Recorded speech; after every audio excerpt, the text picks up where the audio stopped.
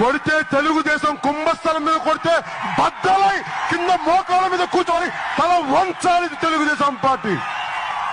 మీ ప్రభుత్వాన్ని కూలదొయ్యకపోతే మేము జన సైనికులమే కాదు, జనసేన పార్టీయే కాదు. అవినీతి హెచ్చు పెరిగిపోయింది మీది, అడ్డగోలు దోపిడీ అయిపోయింది మీది. మేము కూలదొస్తాం మీ ప్రభుత్వాన్ని.